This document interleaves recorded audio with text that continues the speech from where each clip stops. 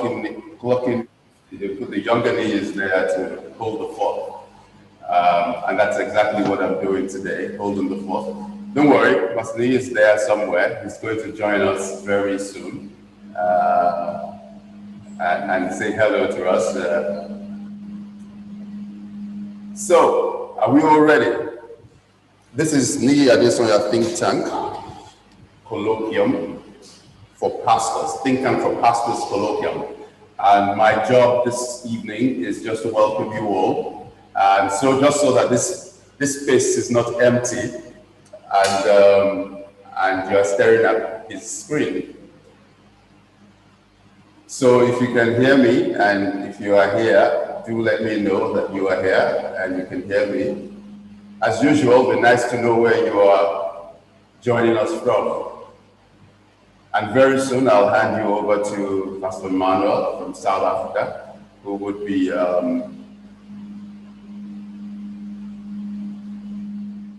moderating this colloquium this evening. Are we still on? Okay. Yeah. Pastor Manuel, are you there? Could you unmute Pastor Manuel, please? Very much here, sir. I can hear you. Can you hear me? Okay, I can't hear you from where I sit, but we can hear you, sir. I'm told that you are there. How are you today, sir? Yes, I'm there. Okay.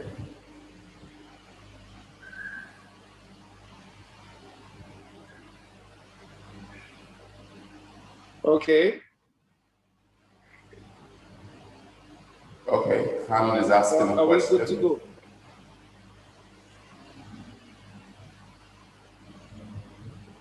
All right, so let's open the floor. Welcome once again, distinguished ladies and gentlemen. Thank you all for joining in. This is the special edition of Niyi Adesanya Think Tank for Pastors Colloquium. And I am sitting in for Pastor Niyi Adesanya this very special evening. Just so we can get started, I'll hand over the floor to Pastor Manuel from South Africa to lead us into the colloquium. Pastor Manuel, are you there? Yes, I'm very much here. Thank you so much for the opportunity tonight. Okay. And I must say you're doing a good job. I can't hear you, but I'm sure you're there. I can see your mouth.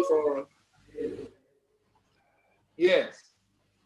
I said I'm very much here, and thank you for what you've done so far. You're doing a great job, and I must say that the cap is covering your eyes, so we can't see your eyes, and it's important to look at eyes these days. Oh, since we can't see people's noses. I thought to represent the brand, but since you asked, let me behave myself. You know, since Corona came, we can't see noses and mouths. So the eyes have become the most important things to look at. Thank you so much for the opportunity. I just want to welcome everybody here tonight. And it's a pastor's colloquium, and usually pastors start with opening prayers, you know. And so, Father, we just thank you for today. We ask for grace and wisdom, and that you guide us and direct us. In Jesus' name we pray. Amen. All right, so it's going to be a mind-blowing night tonight, and the minds that are coming here are such great minds that you would not regret being here tonight. The only thing you would regret is that you did not invite the people who you thought should be here, who you think should be here. So I'm asking that if there are people you think should be here, please send out the links to them. We're about taking off. The flight is about to take off. So send out the links to them, put on your seatbelts. We are good to go. And I just want to talk to the guys on the back end. Please, I'm going to be reading now. Please turn on the videos and spotlight the speaker that I'm reading his profile. So for now, I'm going to be introducing Canon Commissary first, and I'm going to be reading his profile. What we're discussing tonight is very important. It's called Cultural Intelligence and Agility. Agility is the ability to flexibility, being able to move on without being left behind. So it's important that we discuss this and cultural intelligence in such a time as this. I was in a meeting yesterday that was being held in America, and American pastors are complaining that the new normal has ended and there is a new normal, which is getting people back to in-person worship, where people have to go back to church. So that's part of the cultural intelligence that we have to juggle, that we have to understand today. So it's a very interesting topic. And you must not be a pastor to be here. You can be a CEO, you can be a C-suite leader, a captain of industry, whatever it is. I tell people that pastors of 21st century, should also have the mind of Christ, and also think like entrepreneurs, people who are innovative, people who are, who understand the market and leverage on their opportunities and strengths. And that's why we're here tonight. So welcome one more time. And so our keynote speaker for tonight is Reverend Canon Niyi Adesanya. Yemi is a consultant, leadership coach, author, pastor, and speaker whose passion is to help leaders.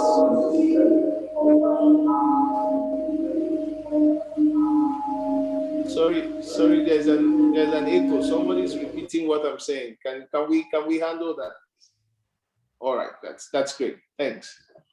So Yemi is a consultant, leadership coach, author, pastor, and speaker whose passion is to help leaders, organizations, and churches connect and grow relationally, from stagnation into people and communities of influence and impact. Yemi doubles as an ordained priest and a canon commissary in the Anglican Church, and as a Pentecostal pastor at RCCG Jesus House, London. He is passionate about helping children out of poverty, and over the years has encouraged leaders and Christians from Black and minority ethnic communities to become partners and sponsors. And sponsor a child with Compassion UK. Yemi is married to Simi with 4 daughters and many children, sponsored through Compassion. Ladies and gentlemen, can we put our hands together? Can we go to the chat box, give some excitement, go to the chat box, just put your hands together as we welcome Canon Niyi Adesanya to the stage. Can you please spotlight Canon so that we can see him and talk to him? Guys, please go to the chat box, say something, say welcome, sir, whatever your expectation is tonight. Let's know what your expectations are. As soon as Canon is done with the keynote speech, I'm going to welcome the panelists and also read out their profiles, and we will begin to ask questions. Canon, I must say that there's something about you that makes you look young every time we see you.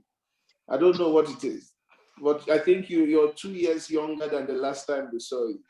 Welcome, sir. You're welcome. You're welcome. Good evening, ladies and gentlemen, and happy birthday to Pastor Niyi if you're listening anywhere. And such a delight to be with you guys. And tonight, I'll be struggling whether I should discuss and show PowerPoint or something like that. But at the same time, I have a comprehensive recording on short note, but very detailed on cultural intelligence. So, and it's a bit more pastoral in a way. So. I reckon that would be very useful if we listen to that, then that would then give I recorded it not too long ago, so that might be useful for you guys. So let's see whether is that okay? Can I share this or? Yes, please go ahead, sir. No, this I'm such an illiterate. I don't even know how to share it. Okay, so please pardon me a minute. I'm trying to share it. Okay, where do you want to share screen? Audio. Yeah, okay, I got it. Yeah. Okay, so please stay back and enjoy this. This will be very interesting. Okay. Yeah. There you go. Is it loud enough? Or is it me? No, it's not. Oh, sugar. Yes, it is loud now. It's loud, but it's not this. This is not the one we want. Oh, sugar. EasyJet is now Britain's biggest airline. I don't apologize for this. I'm trying to figure out what I am. So sorry, so sorry. I'm trying to. It's okay. It's okay, Kanan. So I'm trying to find the volume. That's what I am doing. It's somewhere. Yeah, that's the volume. It's not loud enough, is it? No, it's not. I think it's from the recording. Chola. Okay. All right. So I will have to revert to PowerPoint, which I'm trying not to do. Because this is a very, very detailed 35 minutes on cultural intelligence. I wonder whichever way we can. Okay, perhaps you can share the link and then. Okay, we've seen the title. Maybe we should. Yeah. I want to encourage everybody to go back and listen to that after the session. Okay, so let me try and then do it the other way. Stop sharing. Okay, so apologies for that. I'll then do what I try not to do, which is I'm trying to be a bit lazy. Sorry about that. So let me go to the main thing. Okay, sorry about that. So let's go to. Okay, that's okay. Yeah, let's go to proper PowerPoint. Oh God, that's not okay. Already. Already. Okay. Or should I send my PowerPoint to you to share at all? Yes, please. That will be amazing. Yeah, my apology. I do apologize. I plan to. So, which email address should I send it to? So, do you want to send it personally, or do you want to send it personally to me, or do you want to give access to everybody on the platform? It doesn't matter. It won't make any difference. So you can just put it on the chat box, and then we can all get it. Oh, you mean the email? No, no. It's the PowerPoint. I'm not that. Yeah, the PowerPoint, isn't it possible to attach it on the chat box?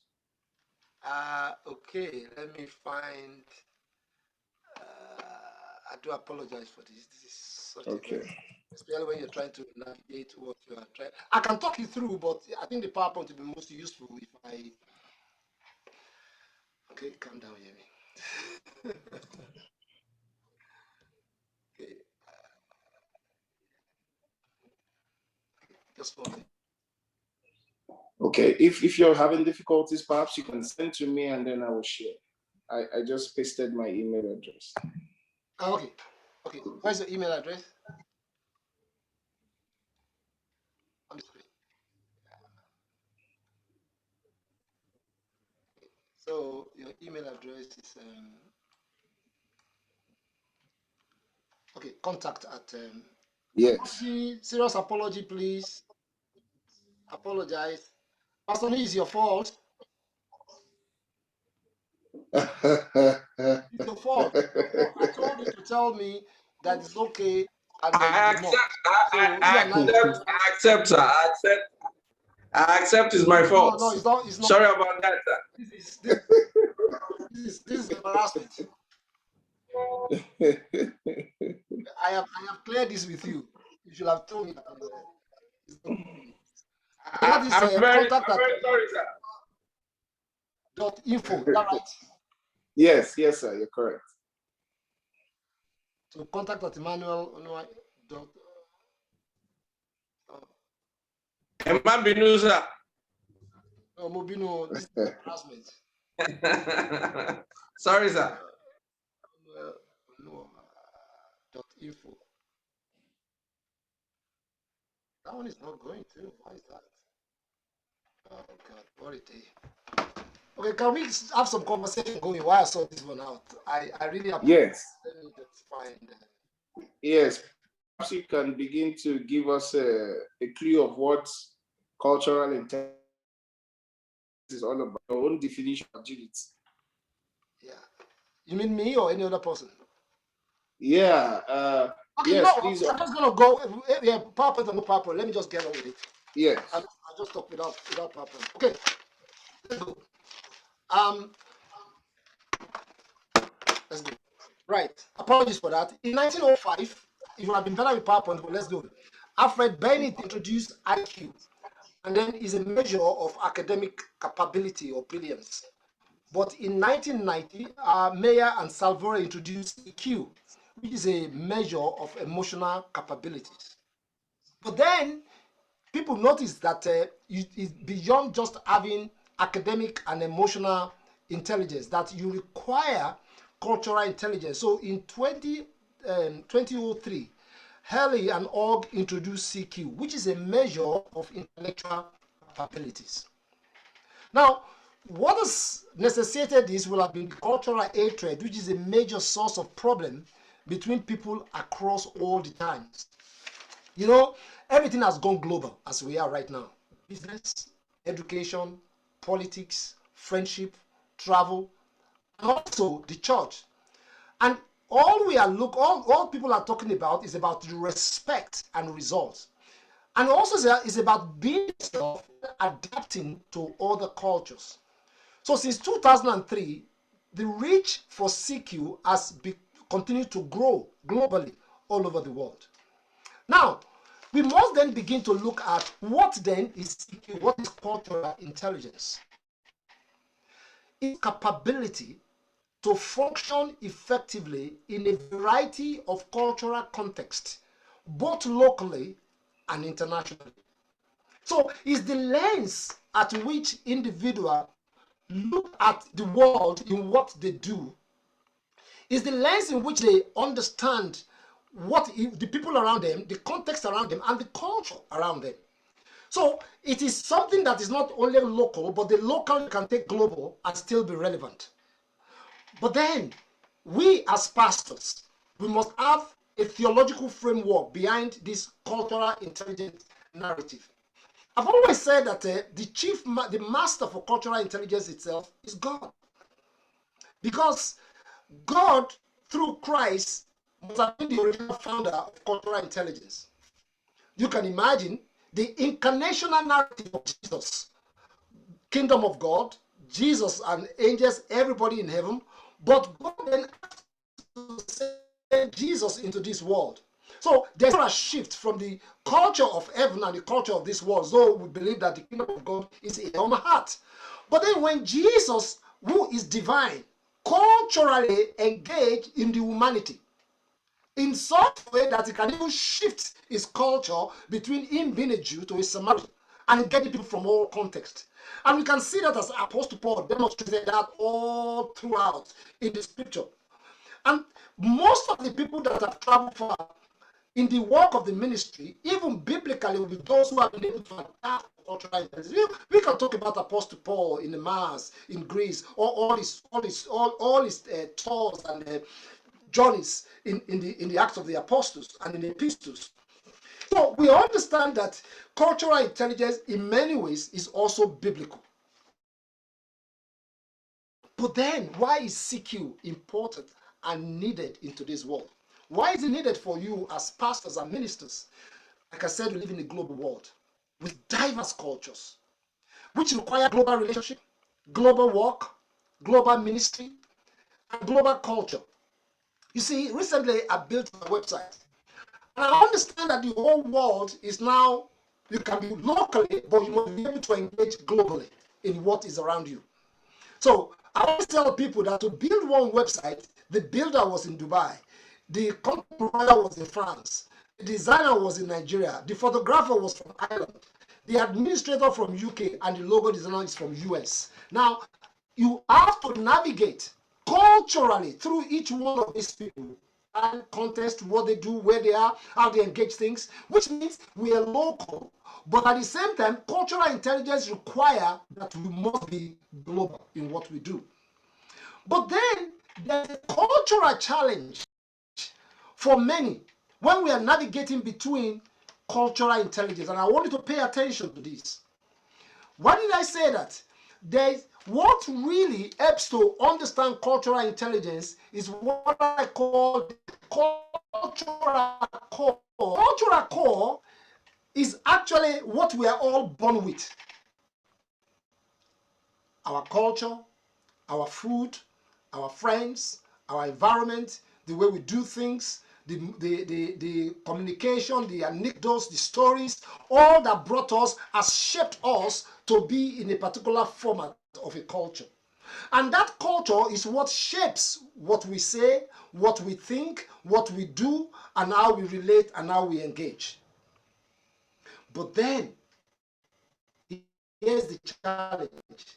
Those that were able to see the pendulum of their cultural core to become flexible, which means when they find themselves in a different environment, they do not engage wholly within their cultural core, but they are able to be culturally agile, to be flexible in engaging. So, because this cultural core is what shaped and inform our subconscious, our biases, our attitude, our perception, and which ultimately influences our action and behaviors. And so, and you can see this as it varies along different things. You can see it in gender, male and female, cultural context. There's some culture where it's that this is how a man behaves, this is how a woman behaves. A man has to be only in this role, only a woman cannot be in this role. So there's that gender cultural differences. There's a generational cultural differences. This is what you must do if you are old. This is what you must do if you are young. You cannot bring that one together. Then there is the cultural differences as we move from one culture that we're born with into another culture that is different from us. So these biases and subconscious is what shapes what we do and how we engage with people globally. For example, this afternoon I was speaking to some leaders in France, actually the head of the Evangelical Alliance in France, with an Asian lady born in Hong Kong, from Hong Kong originally, but now living in France, married to an English person, and a gentleman from Cameroon. So we're just talking and exploring integration globally in ministry. And then there are a lot of things that we're beginning to tease out because it has been shaped by the subconscious biases that people has. You know, when you see a Chinese man walking down the road, it's not impossible you ask the Chinese man, can you fight Kung Fu? Do you eat noodles? Why do you say that? That's what you watch in movies. That's what people tell you. If you're a Chinese, you must be able to fight Kung Fu. Cultural bias.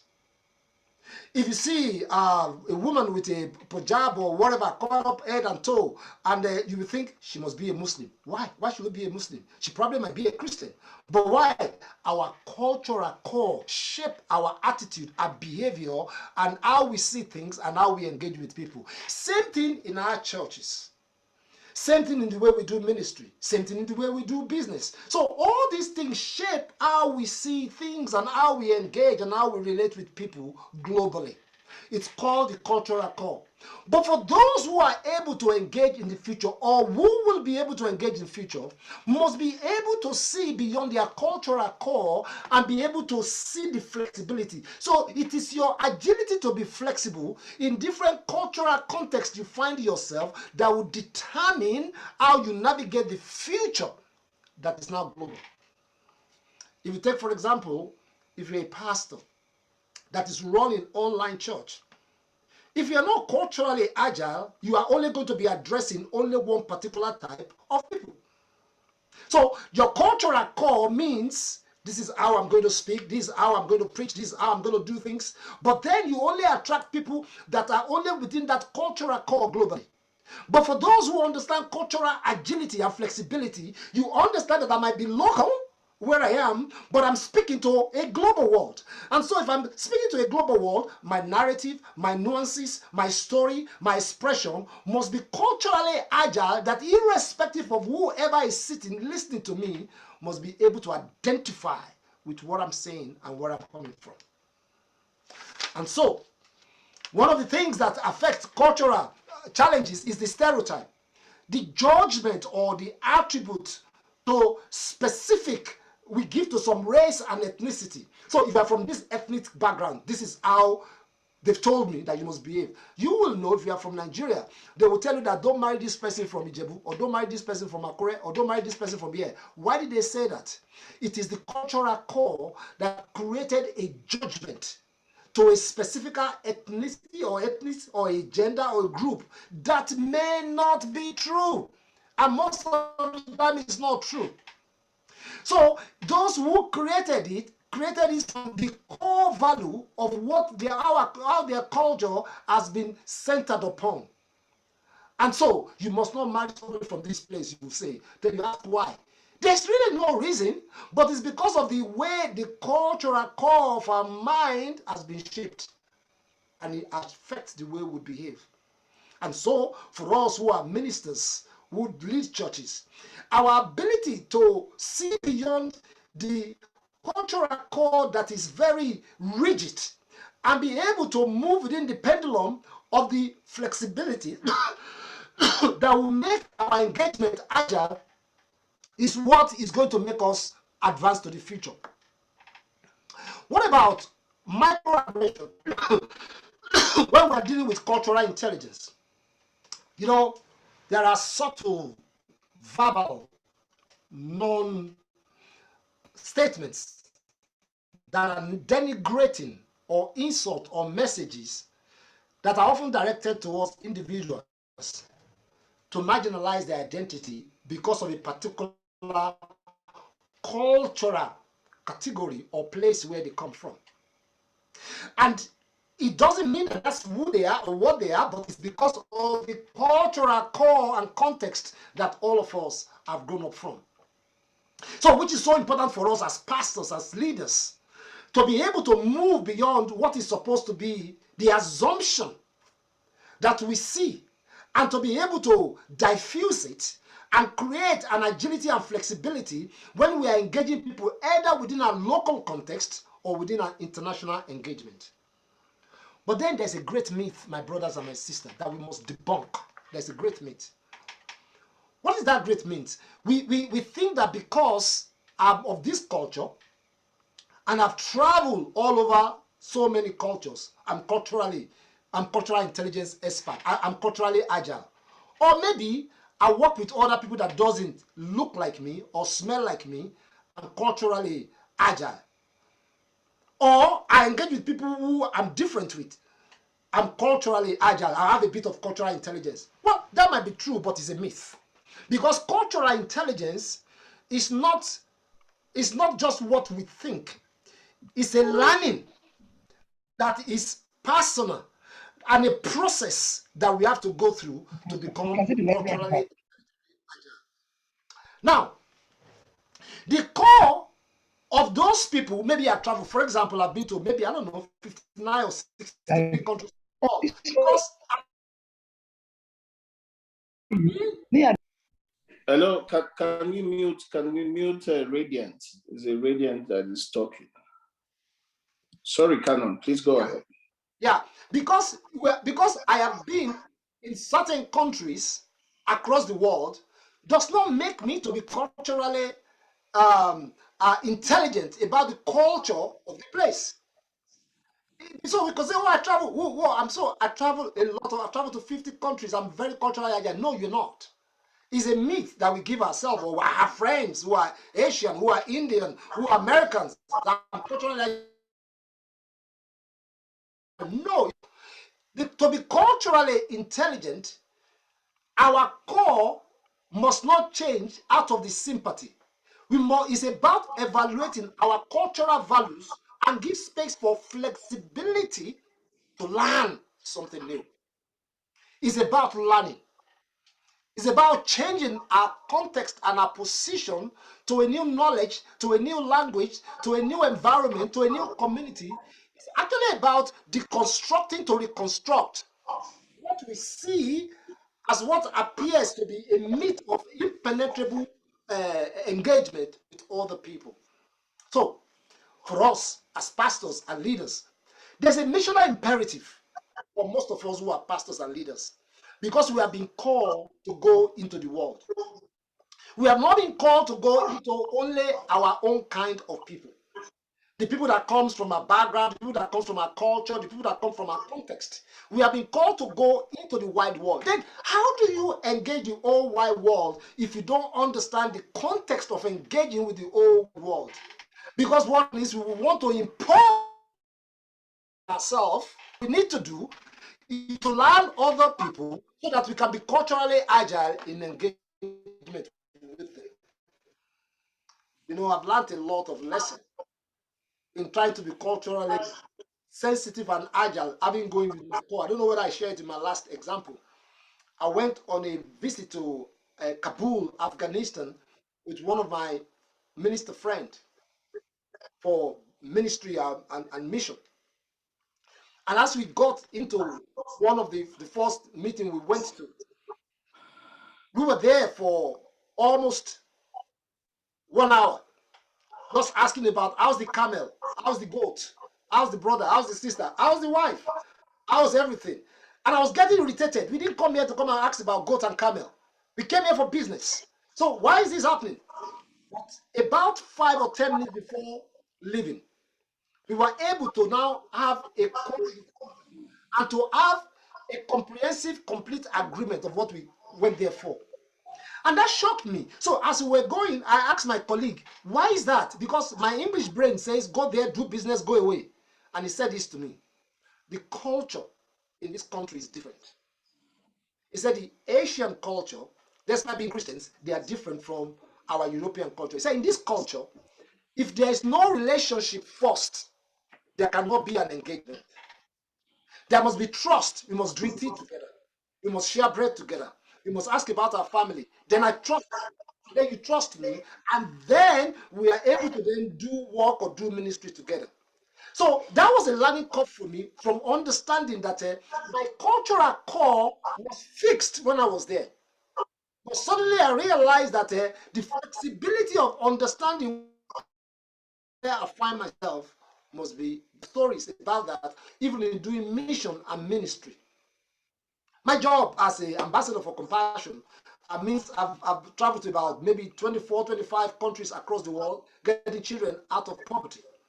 From Asia to South America to Africa to all other parts of the world. But then, how do you go into other people's country, other people's home, other people's churches? In trying to engage with them, with the families, you go to their homes. One of the things we will do is to almost for 1 week learn about the cultural context of where we are going. So some simple with the language, things to do, things not how to engage, how to. So it's about deconstructing my core to allow flexibility. And that allows you to engage ministry-wise in where you are going. It's effortless to travel God knows how many miles and you come back and the people didn't accept you and all the money wasted, never get any child out of poverty. And that's why cultural intelligence is so key in any leader that wants to go beyond where you are in engaging into what the future gives to all of us. So how then do we change, or what do we do to be culturally agile? It's about embracing what capabilities. There are 4 capabilities for cultural intelligence, and I want you to pay attention to those 4 areas of capabilities of cultural intelligence. The first one is called the cultural intelligence drive. It's called the CQ drive.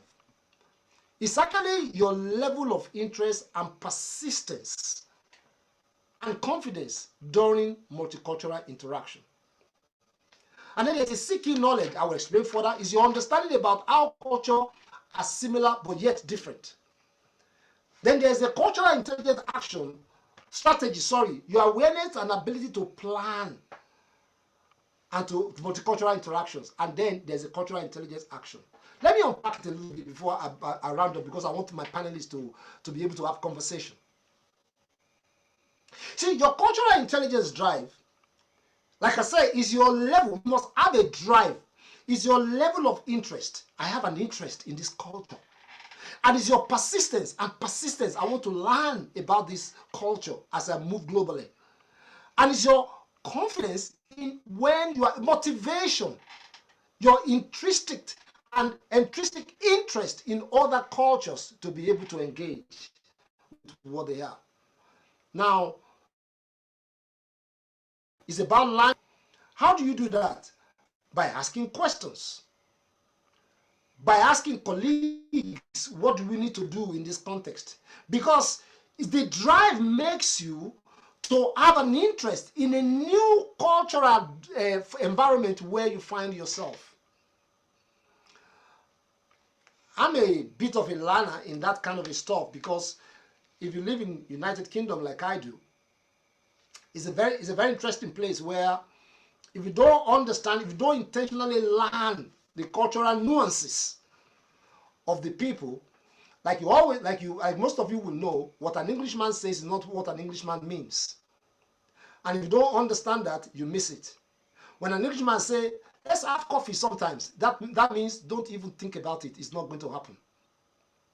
When an Englishman say to you, oh, that's awesome, it means it's rubbish.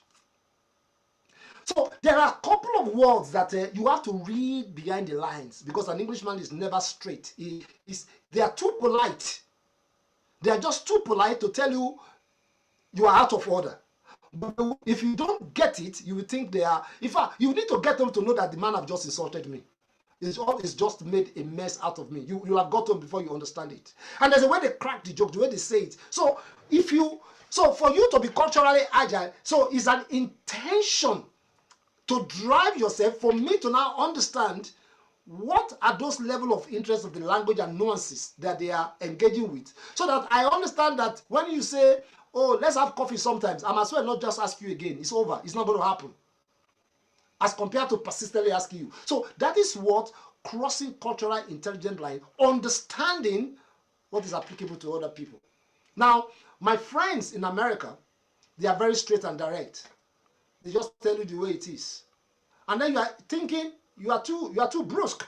You are too sharp on the line. So white is white, black is black, they just give it to you. That is part of the cultural nuances.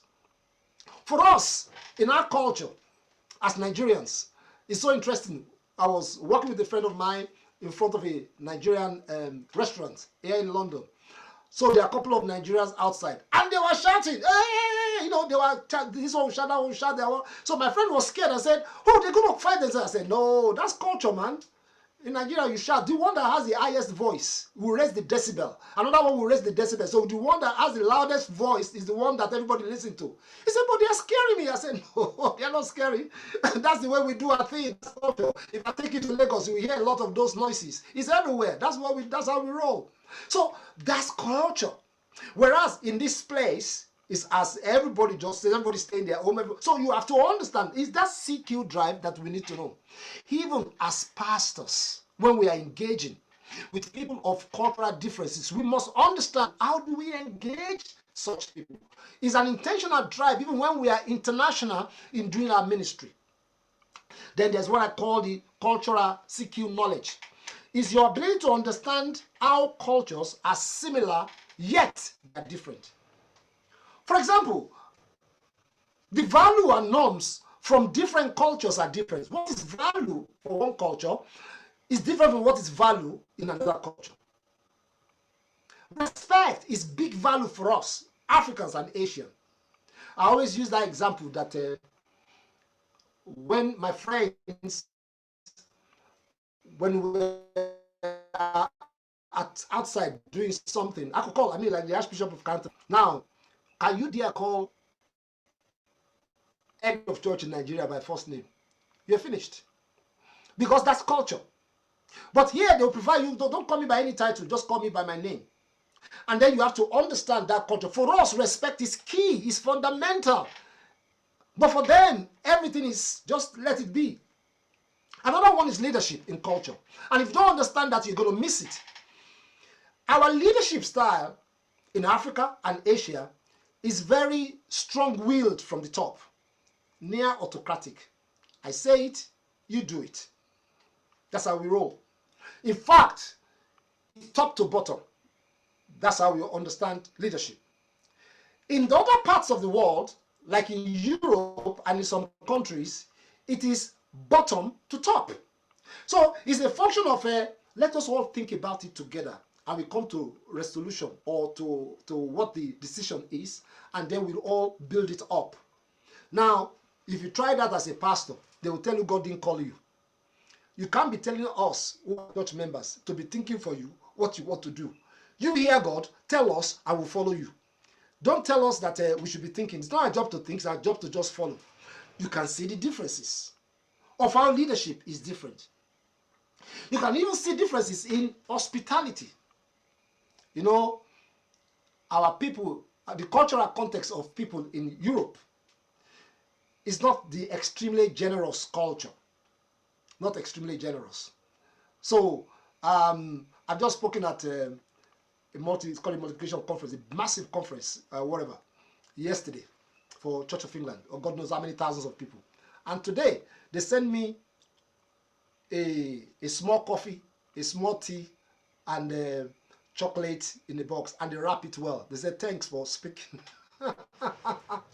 You know, that's English culture. If it is my Africa, Nigeria, you're speaking to thousands of people. Oh God, you are made for a long time. So you have to understand that. And the one that really messed me up was I went to speak a whole weekend for a church.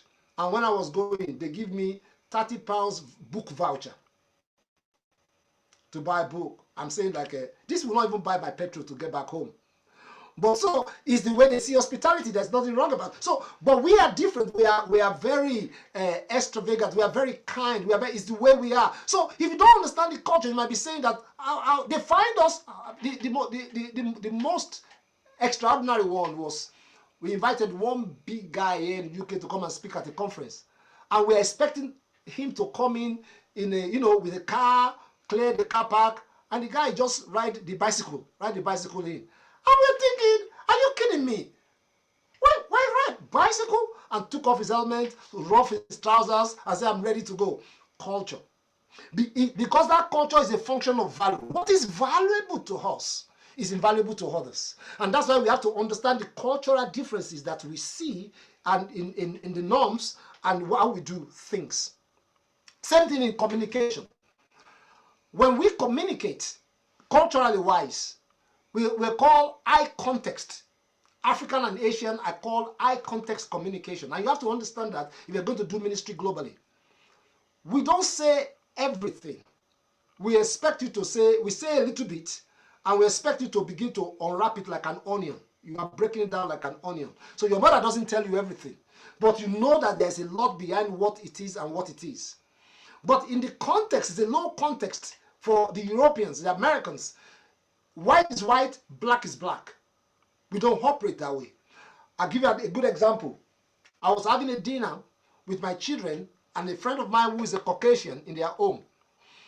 And then when they finished serving the afters, my host asked my children, do you want more? Do you want extra? All of them, they look at me. And by looking at me, I gave them one look and I take my eyes off.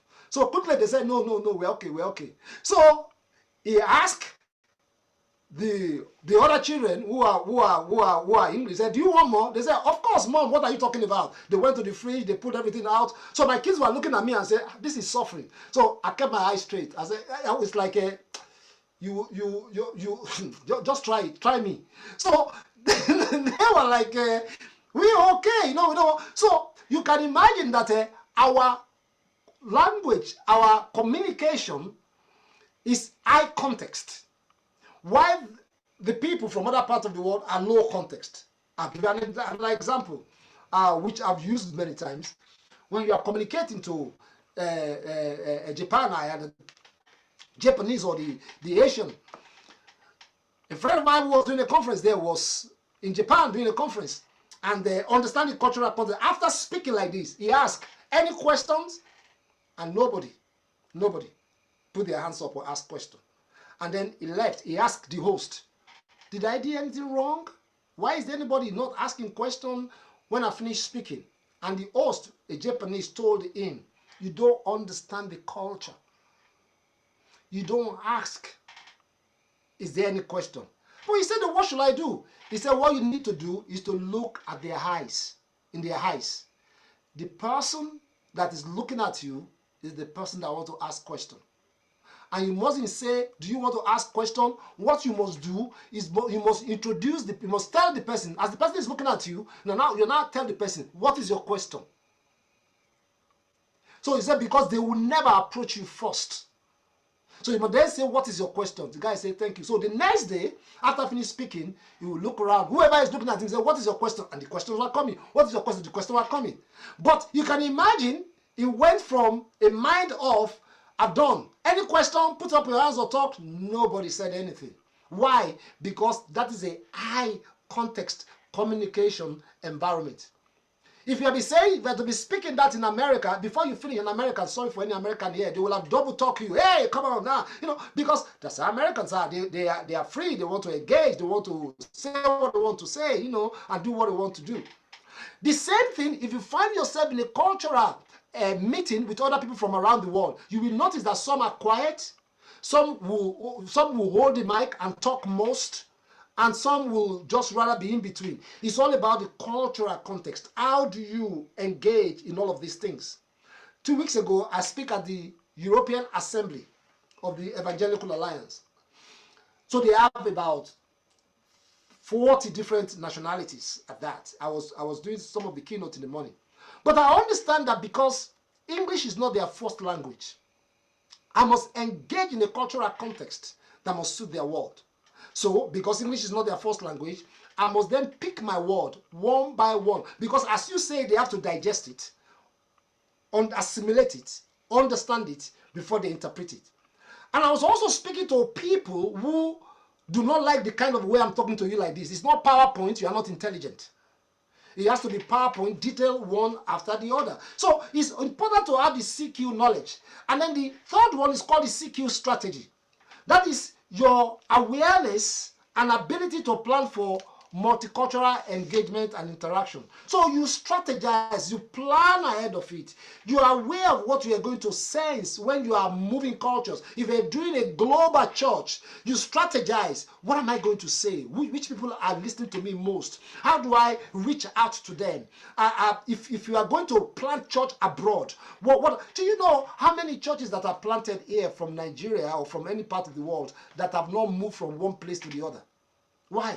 They have zero cultural intelligence. When we go and plant a church, some people who come and plant a church here, they plant a church in a place where the place you plant the church, or the way we do ministry, you plant a church and you are asked to go and speak an English church, and you are saying that by the end of this year, God will give you your car. The guy is saying, I don't need prayer for that, for heaven's sake. I can walk to a motor car out there, 99 pounds, I'll get a brand new car and I'm driving. Give me a break, another prayer point. And so our cultural core thinks that God giving you a car by the end of the year, but in the next 24 hours, in the next 1 month, God will give you a car. I don't need the next 1 month. I can get the car right now as I'm sitting. Father, so many people want to give a car away. So you can say, God will give you you have a home place of your own. No, if you are homeless, there are places where government can give you a home or something like that, So it's understanding the cultural nuances that is within the environment that help you to determine the strategy when adjusting into different people. And lastly, it is what I call the cultural action. This is simply your ability to adapt when relating and working with people in multicultural context. So this affects your verbal and non-verbal behavior when you are engaging with people across culture. So you kind of, like I said, you modify your speech, and your direct and indirect act suits the context of the people you are engaging with. Even your behavior, it suits the context of how you are engaging.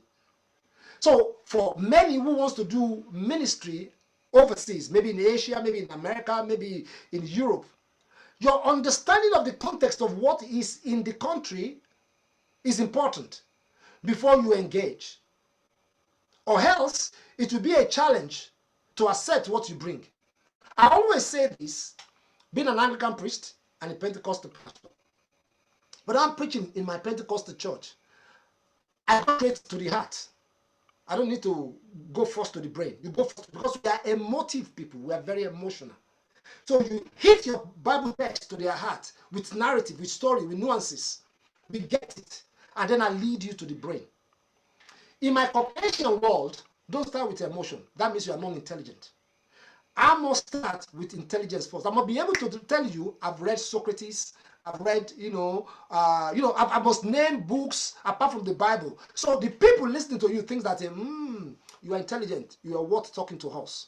So that must set the context of your intro before you reach my heart. And now, if we don't know that, and they suddenly bring someone to come and speak in a different context, your core will be where you will be shooting out from. not understanding that your flexibility is key to be able to engage with your audience. The same thing is our gestures, our expression, even the way we dress. I'll tell you this story as I bring this to an end. There was this meeting. I was asked to come speak. It's called a New Wine Conference here in the United Kingdom. You know, they have it in a farm. 10,000 people there. You know, they stay there for a week. So they invited me and my friend Pastor to come. Of course, when we go into a conference like that, what do you wear? You wear a suit, you deck up. Nice car, you drove down there. Unfortunately, when we got there, we realized that everybody's in the they are in their shorts, t-shirts, are all. In fact, nobody is wearing anything serious. They're just whatever. So we look like we are going to a wedding in the middle of nowhere. Thank God we can easily take off our jacket, tuck out our shirts, you know, try to roll up our trousers as if we be walking in the mud or something like that, because we do not suit that context. Why? Because our CQ knowledge, our CQ strategy does not fit our CQ action. So that means cultural intelligence is an intentional, deliberate acquisition of knowledge that allow you to adjust in different environments, that allows you to have a flexibility and agility from your core to be flexible to engage with everyone in every places. So friends, there's no better future than any leader or any pastor that wants to make it in the future without understanding cultural intelligence. Our spiritual intelligence is good for us to build our spiritual muscle. But the cultural intelligence will open more doors. We open more opportunities because we are able to engage in context with the people when we meet and when we engage with them. God bless you. Thank you so much, Canon. That was a powerful keynote speech. And I think basically what I understood was that cultural intelligence is basically a bias that unconsciously stereotypes relational interactions, and thus the need to be conscious in our engagements. So it's important that we understand that there's a tendency to generalize, to stereotype ethnically, religiously, professionally, locally, whatever it is. And we have also experienced cultural shocks, which is part of the things we're going to be discussing today. So guys, please, let's go to the chat box and say thank you. Powerful delivery, you know, by the Canon himself. Let's go to the chat box and just show him some love. Canon, look at the chat box and see what people are saying. It's interesting. Thank you so much for that delivery. The PowerPoint failed, the video failed, but it's not just in the head. You were talking from the heart, and I could feel your passion. Thank you so much for that delivery. I'm happy to be here tonight. So, guys, please, let's remember that we are celebrating Niyi Adesanya at 50. And we are talking global here. We're talking borderlessness. We're talking, you know, glow local, where you are local. I mean, look at that example of the website. I was thinking about it for some minutes. I was almost lost in thought. The guy that designed the logo is in America. The website is in France. I mean, from the content is in Ireland, from 5 or 6 different nations working on one project. And that reminds me of how Boeing makes planes. The guys that make the wings are different from the guys that make the, you know, all kinds of countries come together to make a Boeing aircraft. And we should begin to realize that that is the reality of today. That's the reality of today. Happy birthday one more time. Can we go to the chat box and say happy birthday one more time to PNA as we proceed? Powerful, powerful delivery. Oluwafemi, my Oga says I should tell you powerful delivery, Canon. And so it's time to get into the conversation, which is the most interesting part of the conversation. Let's welcome Andrew Bauer as the first panelist tonight. So I'm just going to introduce them. They'll come up, say, just greet the people, and then I introduce the next person, and the person says gives us a greeting or just greets the house, and then I introduce the next person, and then we begin to ask the questions. I've actually outlined some questions So if you're here, you have questions, please write them in the chat box. I've waited for this session for more than 2 weeks now. And there were some questions that I was even asking in my dream. I wrote them down. I'm going to ask them in this session. All right. So the next person is Andrew Bauer. Andrew Bauer is the lead pastor of Next Gen Worship Center based in Winnipeg, Manitoba, Canada. An ambassador at large, CDKA, and a honorary doctorate holder in philosophy and humane letters by CISA, International University and Seminary in Queens, New York. He is a certified John Maxwell coach, best-selling author of 3 books, and CEO of Impact Leadership Consulting. Pastor Andrew, as he is fondly called, has been in ministry for almost 3 decades, with a call on his life to raise a generation with a difference. His passion for community service, youth, young adults, immigrants, and refugee communities has enabled him to organize world-class events aimed at empowering and spiritually enriching his flock and beyond, with a host of global speakers, award-winning musicians, and powerful men and women of God from all around the world. He is a well-sought-after speaker who serves God faithfully through ministerial works and humanitarian engagements that have seen him minister to congregations and communities in over 14 countries across Africa, Asia, Middle East, North America, Europe, and the Caribbean. Passionate about godly leadership and education, in 2017, through his ministry, Next Gen Worship Center, he launched Next Gen School of Ministry with students from all around the world, where he leverages his training as a theologian to equip and empower individuals with spiritual armor by gaining a deeper understanding and God's word in 2001. In 2001, Next Gen Global bettered campuses in Ukraine and Jamaica, with plans for other countries in the near future. When not ministering or teaching, he loves to spend quality time traveling and enjoying the simple pleasures of life with his darling wife, First Lady Yanket Bauer, and their 2 wonderful daughters. To learn more about Andrew Bauer, visit nextgenworshipcenter.org and follow him at Andrew Bauer on all social media platforms. Ladies and gentlemen, let's put our hands together for a renowned world speaker, Andrew Bauer. Let's make welcome Andrew Bauer on the chat box, please. Let's put our hands together for him as we welcome him. Welcome, sir. You're welcome to tonight's session. Can you please greet the people? Thank you so kindly. You're doing a very great job, Pastor Emmanuel. I really appreciate you. I want to say thank you it's a privilege, it's an honor to be here, to be part of this great panelist celebrating my friend. 50 is not a small number. So we thank God for the opportunity to be part of what God is doing in Pastor Niyi Adesanya's life. And I want to say, Canon has spoken, and when Canon speak, the rest of us will just quiet. That was something else. I mean, Canon, that was something else. I really learned so much from your presentation, in spite of the failure of the PowerPoint or the failure of the YouTube. But thank you for speaking for us from the heart. Yeah, I look forward to the discussion with the rest of the wonderful team on this platform. Thank you, sir. Thank you so much. Thank you so much, Pastor Just Bauer. want to please say Next Gen Global started in this year, not 2000. No, it's this year it started. The global one, the one we have. Next Gen Global 2021. Yeah. Okay. That's right. Thank you. Thank you so much for that. Thank you, sir. And Reverend Mrs. Laurie Wetson Idahosa, can you spotlight Reverend Mrs. Laurie?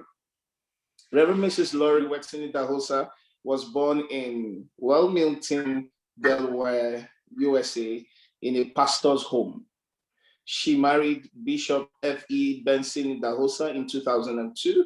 They have been blessed with 4 sons, Blessing 2007, Benson, Feb Jr., Nathaniel, and Judah. She has traveled to over 40 countries with renowned ministries. She graduated from the School of Biblical Studies and the School of Ministerial Training in Newcastle, DE, and received her bachelor's in Christian ministry from Chesapeake Bible College and Seminary in Maryland, USA. She also trained as a missionary, an emergency medical technician, first aid and CPR instructor, and a disaster relief responder. She is a gifted event manager, real estate investor, and has owned several successful businesses. She is trilingual in Spanish, Pidgin, and English. Since 2003, Reverend Laurie has worked as a director and member of executive management in Benson Idahosa University. Along with her husband, she founded Big Ben Children's Hospital, Benin City in 2008, and in 2013, she pioneered a thriving nursery and elementary school, Nathan American Academy, Benin City. She is an executive member of Christian Women Fellowship International, is also an active board member of the Faith Mediplex Hospital, Benin City, and serves as the senior pastor of Church of God Mission Church Unusual, Benin City. Most recently, she has spearheaded the campaign to raise relief materials and funds for the support of internally displaced children. She also works with other organizations to bring relief to other refugee camps throughout the country. She is the author of a life-transforming blog found at lauriedahosa.com and she has contributed articles to numerous publications. She has authored 3 books titled Every Woman's Journey in 2014, Laurie Praise in 2017, and Laurie's 22 in 2018. She's actively working on other books. Can we put our hands together as we welcome Laurie? Can we go to the chat box and welcome Laurie? Reverend Laurie, you're welcome tonight. I hope you're excited for what we're about to discuss. Can you please say hello to the house?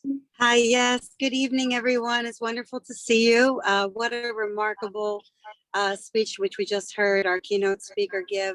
I'm specifically very excited about this particular topic of cultural intelligence and agility post-COVID. I've pastored in London, I've pastored in Guatemala, Nigeria, and now currently I'm a lead pastor in the US. And so cultural intelligence is something that's very dear to my heart. And I'm looking forward to sharing it together with our community. So thank you for inviting me. Thank you for having me here on the program. And happy birthday to my dear friend, Pastor Niyi. We love you very much and we celebrate you always, but we're excited to celebrate you today and during this special season as you're celebrating 50. So thank you so much for having me and I look forward to the conversation. Thank you so much. Thank you. I'm sure this must be there to you for putting some effort to learn Pidgin. Thank you. Thank you so much. And my apologies for being in the car. Yes, I'm in the US currently and my children are shopping in the mall. So this is what we're doing. That's okay. We understand the time differences. I mean, Canon told us about the differences that we need to learn about. All right. So can we welcome Lekan Wellington Adegoa? Lekan Wellington Adegoa is the founder and director of the Reconciliation Ministries UK, a non-profit organization since 2005. He is the lead pastor at TRM Church, a multicultural community church in Preston, UK. He also serves as director in many profit and non-profit organizations. He has organized and facilitated leadership development trainings that cuts across national and multicultural backgrounds in and outside the United Kingdom. Through his coaching, mentoring, and partnership network, Wellington has been a great catalyst in the success story of many professionals and business people. In addition to his vast experience as a prolific conference speaker, training facilitator, and a leader of leaders, he has a postgraduate degree in leadership with interest in multicultural and servant leadership in the 21st century. Wellington is a member of the John Maxwell team and a John Maxwell certified coach, speaker, and trainer. He is presently an active member of the Independent Advisory Group at Lancashire Police Constabulary, Preston, UK. Wellington's holistic approach to capacity and personal development is fundamental to his new charity organization, Uplift Global. New charity organization, Uplift Global, which focuses on leadership, family, and health. He is presently involved with many projects, focusing on supporting and empowering people, especially leaders, to experience excellent mental well-being. He is husband and a father and a minister of the gospel of Jesus Christ. Let's put our hands together as we welcome Lekon. Lekon, you're welcome. Thank you so much. Can you say hello to us, sir? Hello. I've just repeated what you said I should say. That's hello. Yeah, I'm very, very excited to be here tonight to celebrate a great person and a great friend, Pastor Niyi, and we thank God for his life.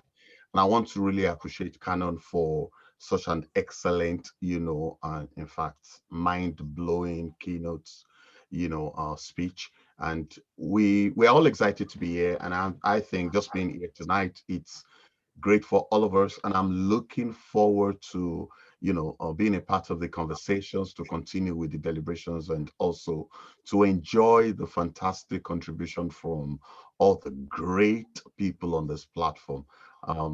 Thank you for having me, and we're ready to roll like Canon Yemi said.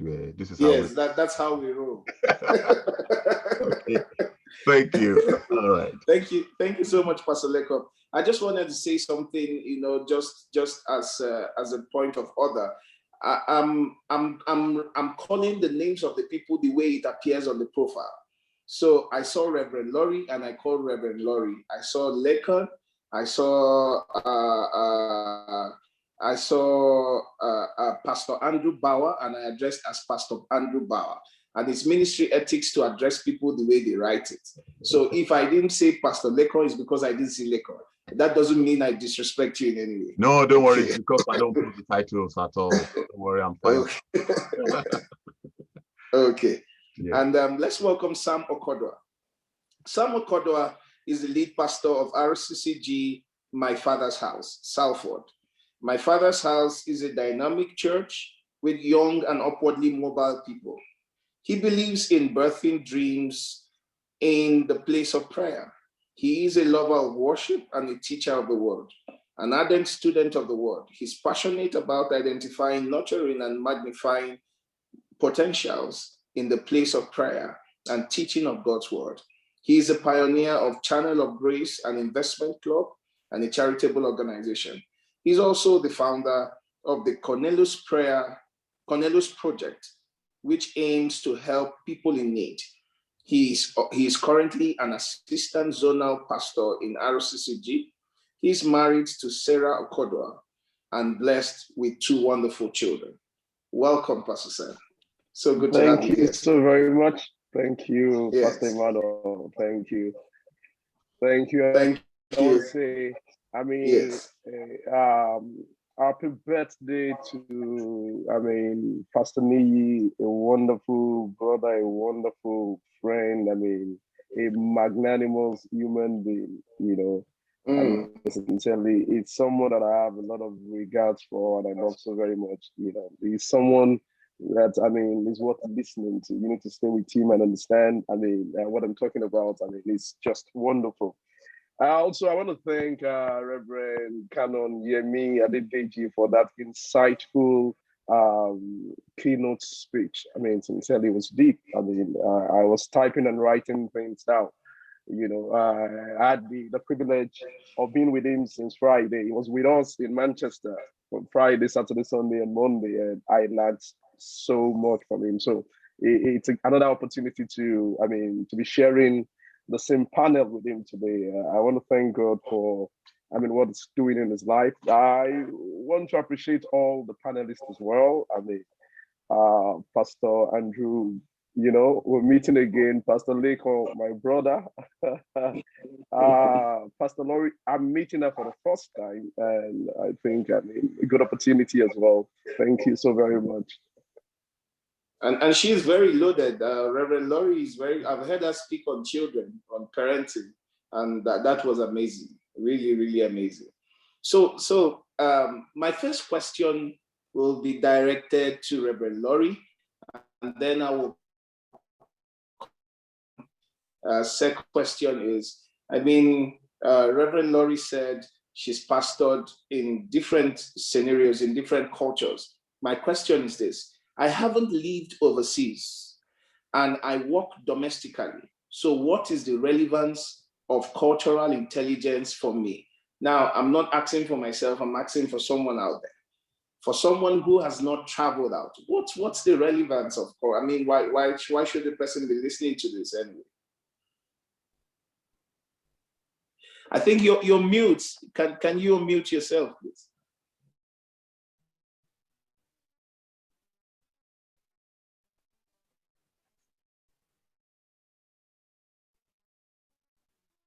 Thank you. Now, I firmly believe that cultural intelligence and agility is relevant regardless of where you are in the world. In our local communities, we have various cultures that we're interacting with.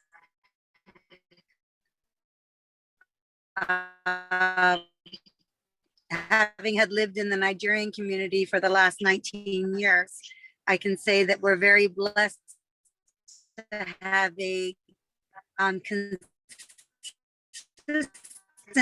diverse community.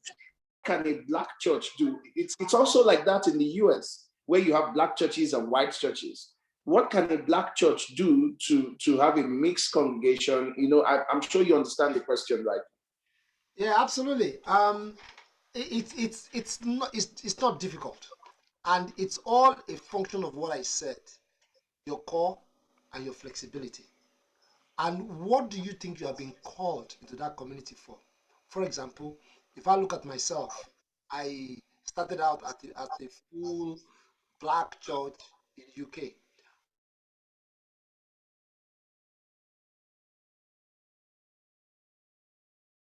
For your own folks.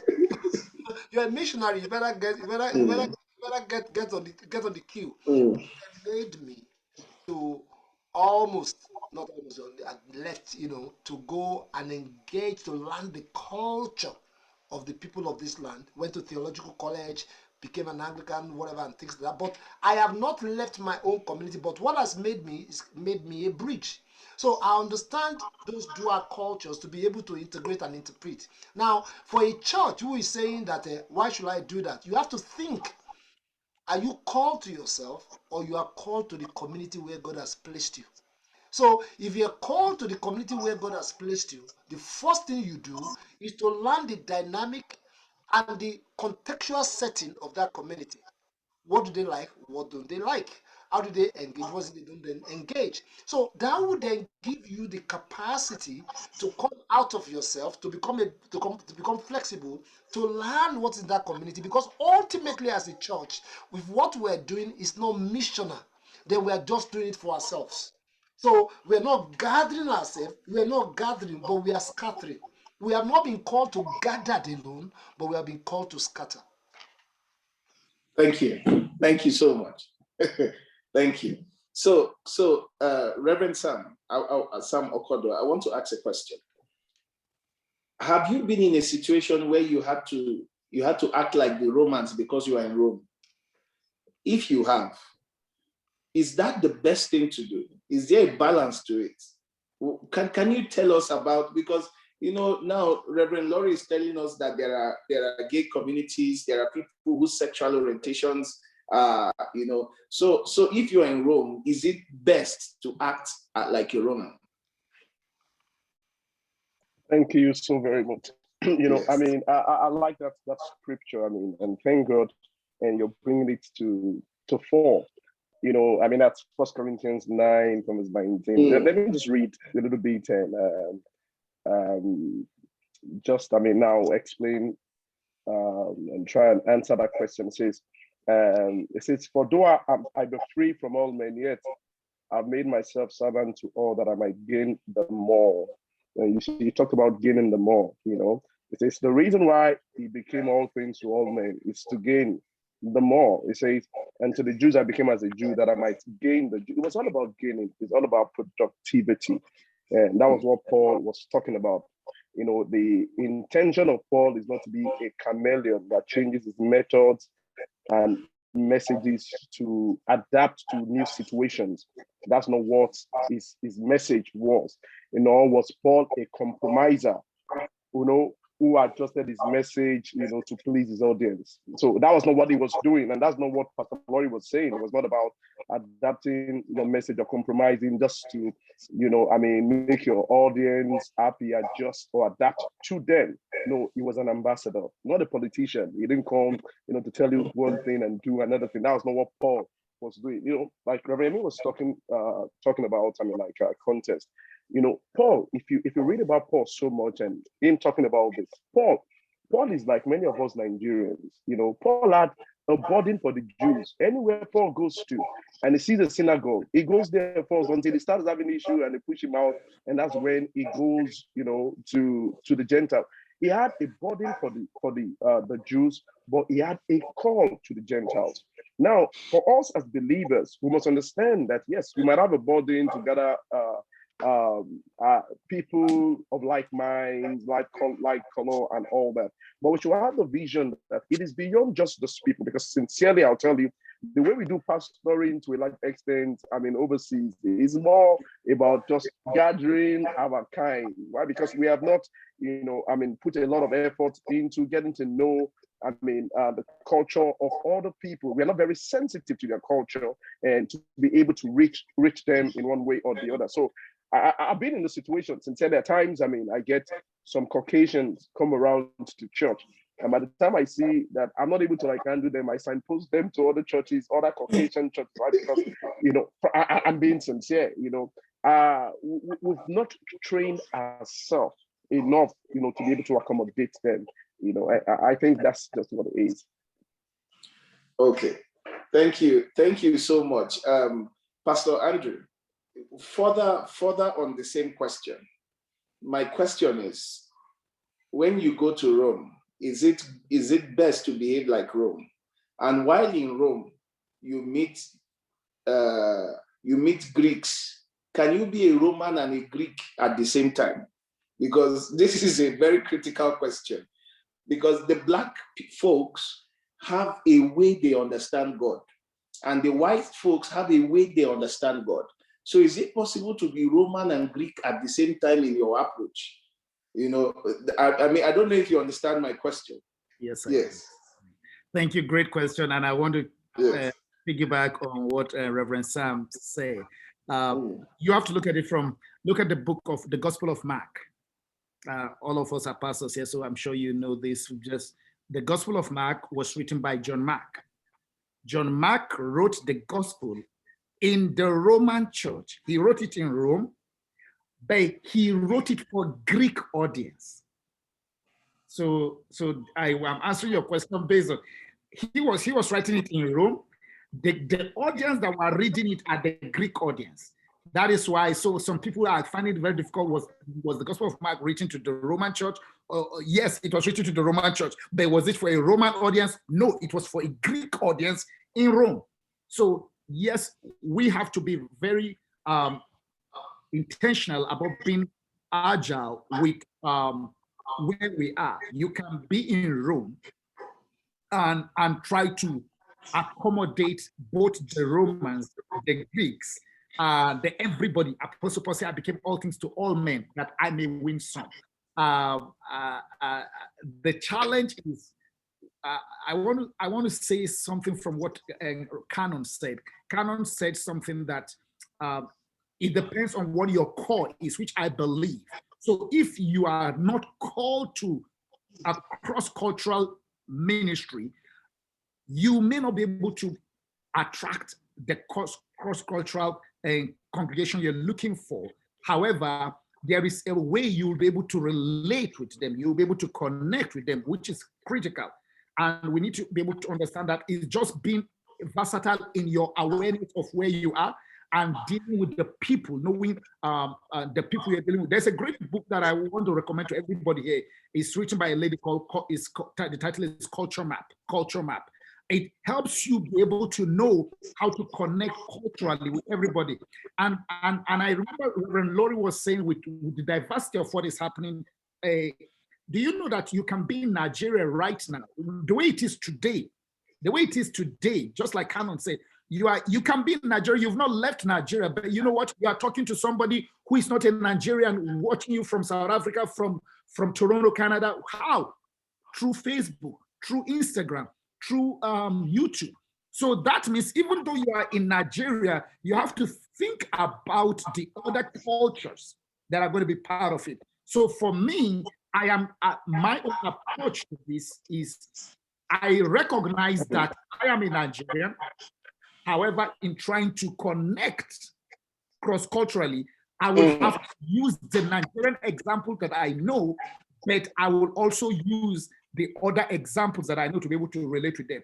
And I want to talk about the issue of what Reverend Laurie was talking about, the issue of gay, that this is, we celebrate them. We're in the culture where, yes, you can recognize it, but it does not mean that I agree with it. And I think that's where she's coming from, because for us, I've had to pastor two people, or is it three of them? Now they are no longer with us, but I've had to pastor people who are, it's not that they say they are lesbian and they are gay. At least two of them are Nigerians. It will shock you. Two of them are Nigerians. So, and it's not as if I don't know, I know. And people know I know that they know that.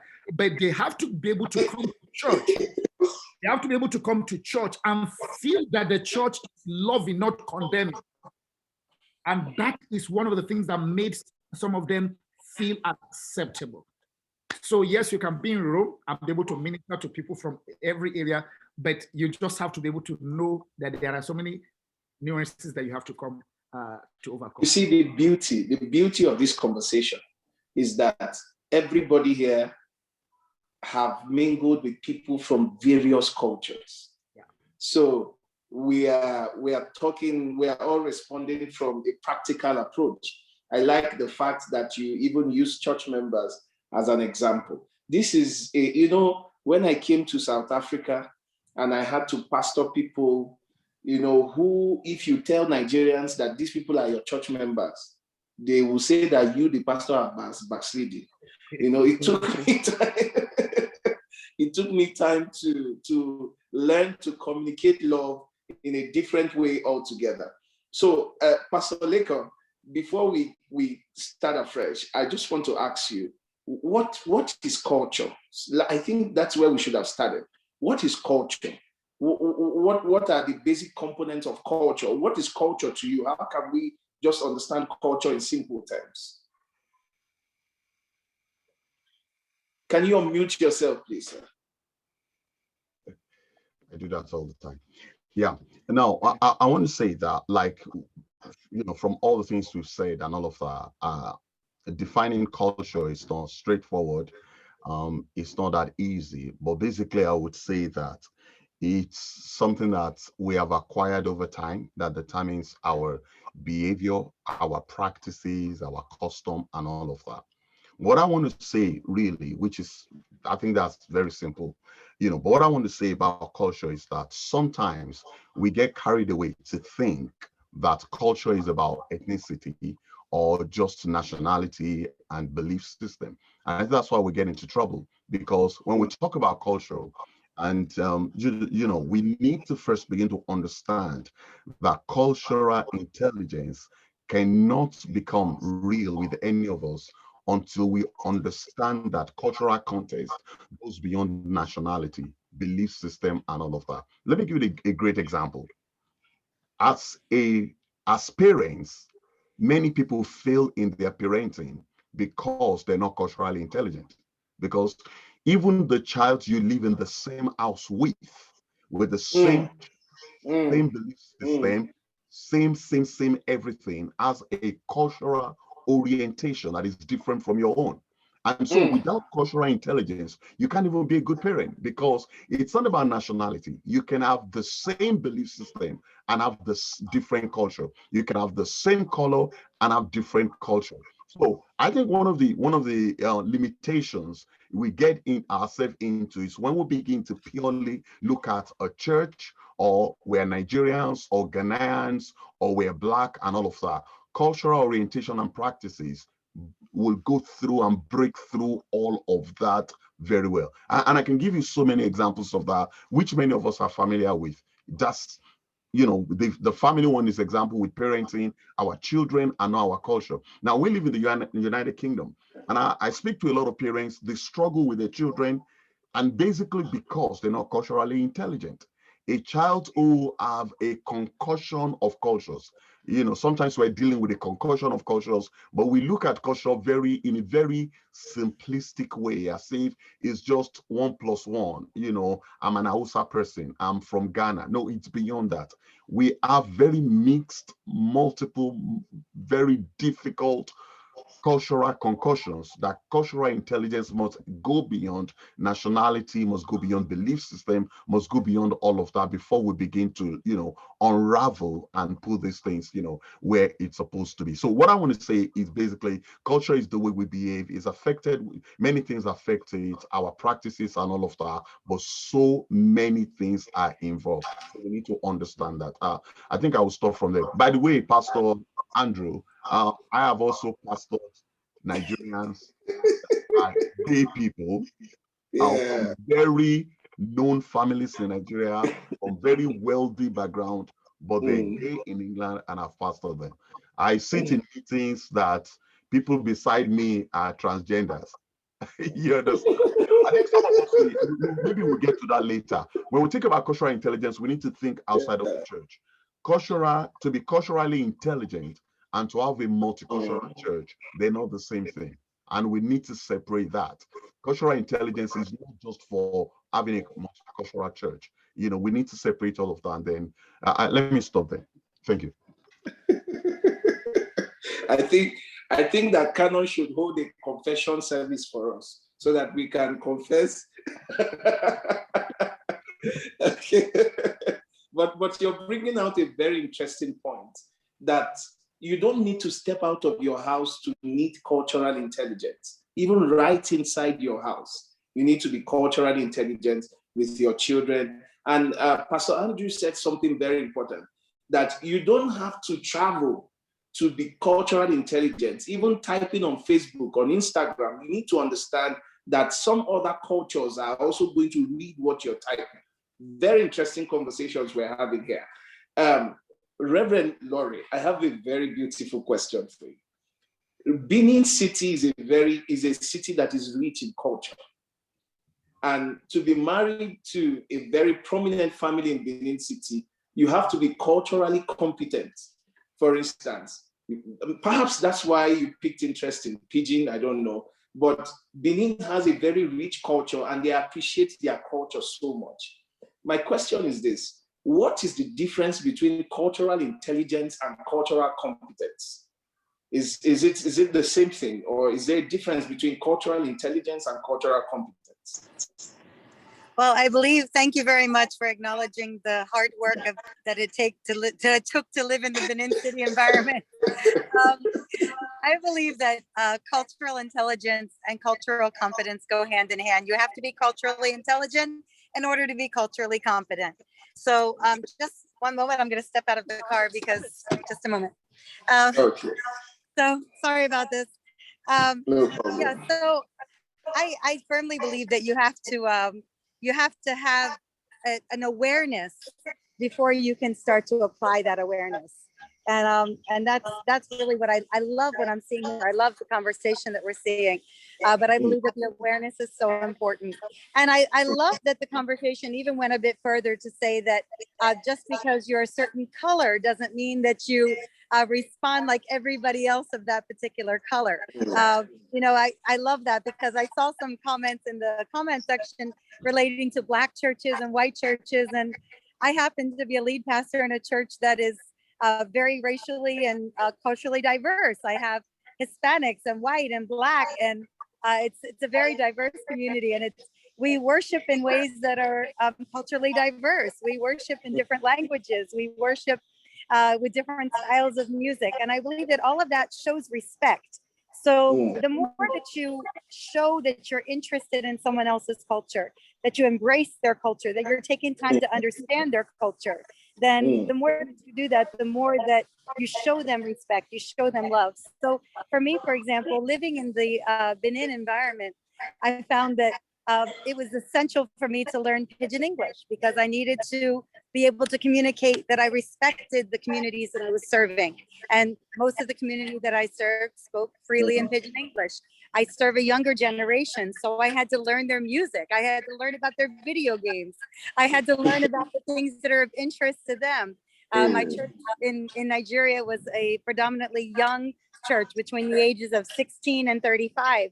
And so I had to adapt to the culture of that generation and the way that they communicate to one another. And I learned how to use their lingo, and their lingo might be foreign to me, or might even seem offensive, but it's the way they communicate. And when you identify with somebody in the way that they communicate, then you're showing them respect. And I believe that that's what all of us are learning to do as we're becoming more aggressive in our approach towards being culturally intelligent and aware. I believe that we just want to show respect to one another, and we want to be a place where people can be healed and can get information that can lead them in the paths of righteousness.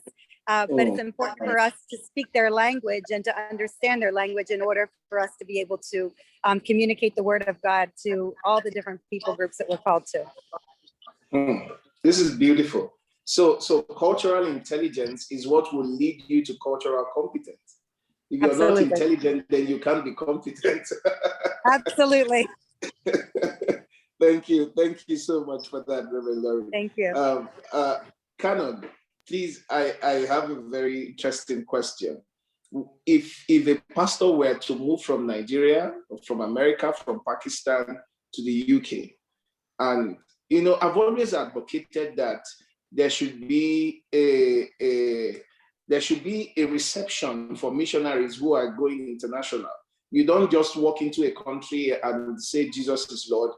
Some people should be able to, when Paul had an encounter, he had to go to Ananias to get some cultural intelligence. But what I'm asking is this: if somebody were to come and meet you fresh from the plane, my question is, what would you advise the person? Very simple. Like my sister said, you have to understand the environment where you find yourself. You have to understand their values, their belief system. You have to understand the way they behave, and you have to understand those little nuances that has meaning or that can offend them, or that can what they appreciate. So those little things are very helpful, especially when you find yourself in a different culture.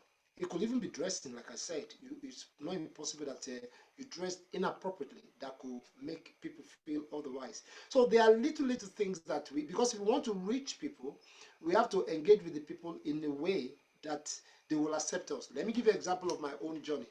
When I started preaching in English church, in Nigeria, when you preach, you shout, you scream, you sweat, you do everything you need to do just to get people going. I remember preaching in this wonderful church, I passion, I'll shout, and things like that. So when I finished, it just, when you come out of the church, you shake your hand and say thank you or whatever. The man shook my hand. He said to me, I like your passion, but I didn't hear anything you were saying. I said, what do you mean, sir? He said, there's a lot of noise. There was a lot of noise. He said, but honestly, you lack content. And he said to me, young man, get some education and you will go far. Now, the education I was trying me to get is to understand the context of the people I'm engaging with.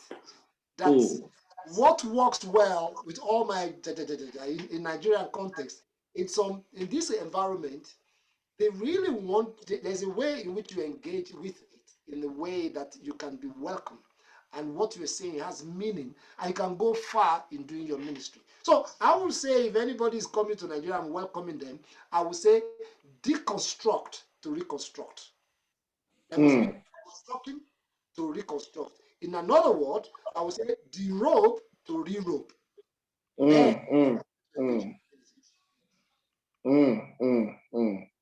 Wow, deconstruct to reconstruct. Sorry, I was actually typing. That's what took my time. All right, thank you so much for that powerful advice. I want to say that for guys who are on this session, if you want to ask questions, please lift your hands. We will begin to take questions, and please, for as many as can, if you can turn on your video so that we can see your faces, we will appreciate that. This is really a very deep conversation. And PNA, please let us know when you would like to make a contribution to the ongoing conversation. The weight of the wisdom here is tangible, is palpable. We can actually feel what is going on. Well, if you don't mind, before someone else comes on, let me just say this. Thanks to everyone. Canon, thank you. Reverend Laurie, my very good friends, thank you so much for coming on this platform. Pastor Lakon, Pastor Sam, love you so much. Reverend Andrew. Now, you'll notice that we specifically chose these people.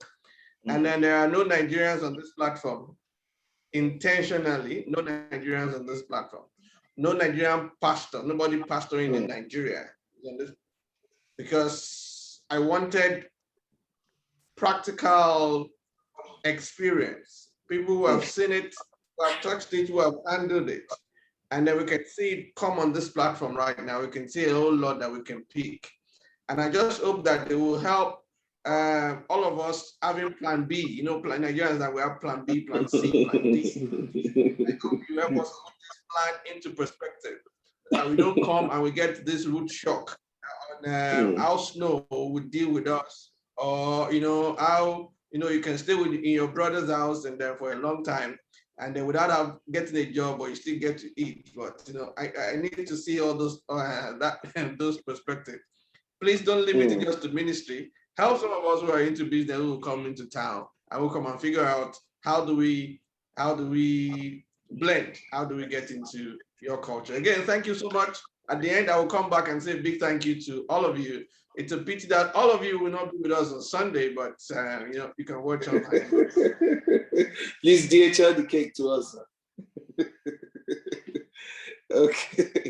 Okay. So Pastor Sam, Canon mentioned some differences and said that there are gender differences. And also right here, we are seeing that there is age differences according to Pastor Lakon. And according to Pastor Andrew, there is also environmental differences, or I don't know how to general cultural differences, because the canon said that cultural intelligence is about bias that is resident in the minds of people, that has capacity to cause them to think in a stereotypical manner without knowing that they are thinking like that. And that unconsciousness is what makes cultural intelligence something to learn consciously. So when you come into a setting, apart from the gender differences, general differences, age differences, are there other kinds of bias that we should also look out for? I'm just building on the question I asked Canon. If somebody were to get off from the plane and come to you and ask you a question, and ask you, so what do I do? What can you advise me going forward? What would be your advice, sir? Thank you so very much, Pastor Emmanuel. We're talking about agility. I mean, that's the ability to maneuver quickly and easily, and you see, a lot of us come from Nigeria with a perspective. And I want to use myself as an example. When I was coming into the country, of course, the way I did church and evangelism in Nigeria was just that picture that I had. I'm coming into this place. So when I started church, it was like, and they told me, okay, this is the city. I was situated in the city of Salford. And so the first thing was to come look for, the central place to go pray, anoint, lay hands, and take the city spiritually. And so I was ready to take the city spiritually. And when I was done doing that, we printed flyers and all that. And I was going around the street, around the shopping malls and giving out flyers. I'll give the flyer out here By the time I'm coming back, I see a lot of our flyers on the floor. It's in the I dustbin. mean, on the floor. And I'm like, what's happening? I went house to house. I mean, and I put on, I was putting the flyers in through, I mean, the mailbox and all that. And but I discovered it wasn't working. I was reaching nobody. Sincerely, I was reaching nobody. That was the perspective. That's how I saw, I mean, for church, even for work, when I got my first job, I got there and it was tight Monday, Tuesday, Wednesday. And it was during summer I got this job, with suits and all that. Until my manager, she didn't know how to do it. I mean, she was looking for a way, and they're very polite, like Canon said, but they're very polite. They don't know how to tell you, I mean, you're so stupid. I mean, inside this also, what are you doing? And so one of those days, she called me to a room and sat me down. She was going around and round. She was going to just tell me, I mean, can you just come dress, I mean, casually to work? You don't have to use the tie and the suit and all that. Look at everybody around you. We're not like that.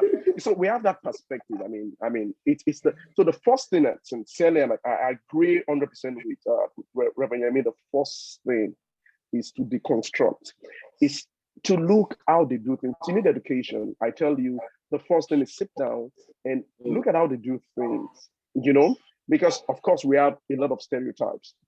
We expect it to work the way we do church, because the parameter for judging success in our own context, for example, let's use church, we're using the church setting. The parameter for judging success in our own context is to have a massive church, a 10,000 seater church, to drive a big car, to have a big house, I mean, that's how we judge success. But the parameter for them to judge success is how compassionate you are, how you engage with the community. That's how they judge success. If you're able to, engage with community, they see you as a successful person, not even a pastor, not even a church, but from where we are coming from, the people do for the church, not the other way around. But now you see, that narrative is changing gradually, that we are coming to a place where you understand that for people to see you as serious, as, truly, effective, because it's all about, when we talk about cross-border intelligence, I would say it, is, the effectiveness of adapting your approach to different groups that you engage, adapting your approach to different groups. These people, if you are able to go to elderly people's home and they see you giving to these people, I know of a church, and that's just all they saw. And the lady came up and said, listen, I'm going very soon, and I want to will all that I have to this church. Why? Because I can see, what you are doing in the community. And that's what it's about. But I think, we must understand that for them, hospitality and charitable giving and things, is what really attracts or pull them to you. Thank you. Very, very interesting. Evangelism in Nigeria is carrying Bible and declaring that Jesus is Lord. But outside Nigeria, evangelism is pure charity work. You're like a United Nations official that is going out to reach out to the community. Okay. So having said that, I don't know if someone has a question. I want to be able to engage people who are listening into this conversation. If someone has a question, we can also take that. Now, Theophilus is asking a question. How can we as a church, as church leaders avoid infiltration of cultural issues and making them standard in the church? Like building doctrines out of cultural practices. Yeah, Pastor Lekon, I see that question resonates with you. Can you respond to that, sir? Oh yeah. I think this is maybe going a little bit, maybe not just cultural intelligence, but actually gospel, because the Bible talks about people who preach the traditions of men as the doctrines of Christ. And I think one of the fundamental reasons, why we find it difficult to break through and to engage other people, it's because even fundamentally, when we present the gospel, sometimes we present traditions as the gospel. And when we present tradition as the gospel, obviously we have created a barrier for ourselves. And I think that's one of the major challenge of maybe African-led churches, where people are more interested in establishing a traditional order as opposed to the truth of the gospel. I think that's why we find it very, very difficult.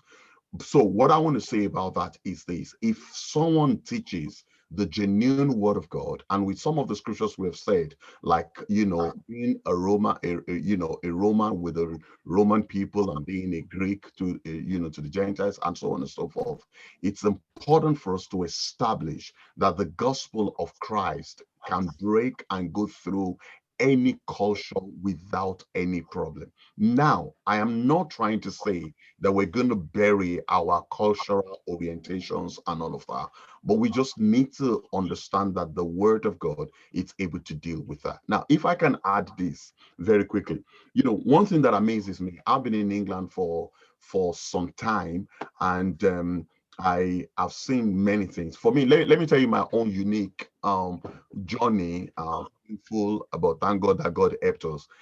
I started the church in a place where there's never been a black pastor before at all, at all.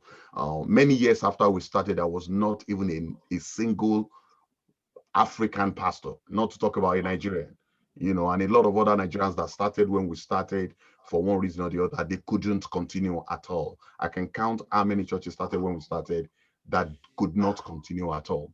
But I would say, what I want, maybe this sounds a bit spiritual, but we have mentioned it before. The question I want to ask someone who is probably coming from Nigeria to start a church in the UK is that why? I think that's why. I would say clearly that we're not sincere with the very reason we're doing it. Many people are not sincere. People do it for better life, not for missionary. People do it for better life. That's the key thing. And if your real reason for doing something will prevail, whether you like it or not, whether you pretend or not, it will affect the sacrifices where you would give to it. It will affect your commitment to changes, your flexibility or agility. It will affect all of that. I want to submit to us that what we need to begin to look into is the real reason why maybe Africans want to start a church in the US or in Nigeria or in Canada. And that explains why there are so many people. I think Canon made, a comment around that, or maybe it was Pastor Sam. There are many people who probably are doing well, in quote. Doing well is very subjective, but people who are doing well in maybe in Nigeria, and then they think they're just going to come to UK and just going to hit the ground running. And they have, I know people who have churches in Nigeria of thousands of people, but their church in London is not up to 50 people. That's the simple truth. There are many of them because people do not understand that the cultural context matters. Evangelism in Ajegunle or Festac, where I grew up, is not the same as in England. So it's very important. I've mentioned a few things. Number one is we must be true to our genuine reason. People have reasons for better life. That's why they're starting churches in UK. People are starting churches in UK because they think it's the fast way to convert pounds to naira. 720 naira to a pound is a lot of money. That's why people are not for the soul of man. When you think about that, let me tell you something. My story was that I actually left a ministry at the beginning of my sojourn in England because I weighed it up, and I think I was convinced that the reason for the ministry was just for better life, and that's why I pulled out. And that's some of the things we need to be sure about and know that, be missional, and if you're not, go ahead. Now, I have a friend, I know someone, and I like this. He told me one thing one day, and it blew my mind. You know what he said? He said he has concluded that God has sent him to England for the Nigerians in the diaspora. No, sincerely speaking. And he said, that's it. So that's sincerity. He is he is comfortable the way his church is. he sent, that's his job, so that the Nigerians in the diaspora will not go astray. I respected that. Maybe that's against everything we're talking about right now, but I respected that because that was somebody who said that, you know what, my cultural intelligence is going to be within the confinement of these. You understand? And that's what, and I love him for that. So we need to be sincere with ourselves. If we're not ready, if we don't have the calling, we're not ready for it, we're not ready to change, let's not pretend. And maybe we should stay where we are. You know, that's what I want to say. But we must always separate cultural intelligence and multicultural church. Like many people have said, you could hear what Reverend Sam was saying.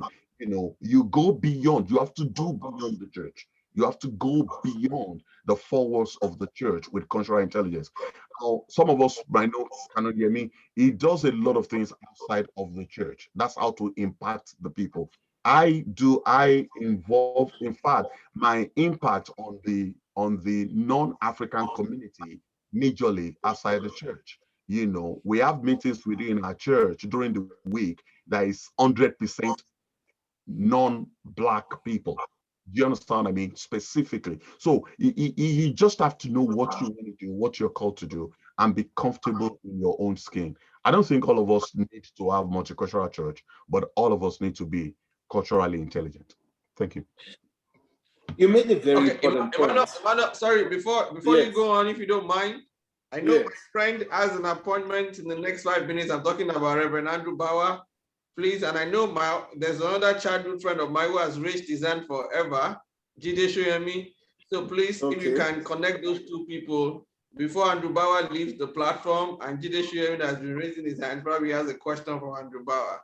And then if the question does not fit into Andrew Bauer's, we just need to listen to Andrew Bauer before he disappears right now. Jide Shoyemi, are you there? Okay. Can you unmute, please? Yeah. Good evening, everyone. Good evening, sir. Welcome. First and foremost, let me appreciate the canon for that will I call it explosive? And also to say happy birthday to Niyi Adesanya. Well, mine will not be a question because it is going to be just a very short contribution. I stayed here, but I was in UK for 4 years doing a PhD program. And within that period, I planted Winners Chapel, Milton Keynes. And the diversity, I think if what you are preaching is not the gospel of Christ,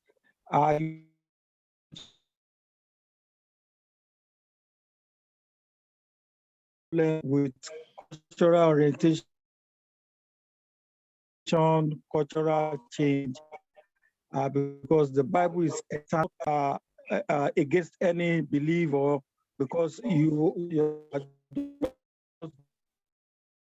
going to be on the path of the truth.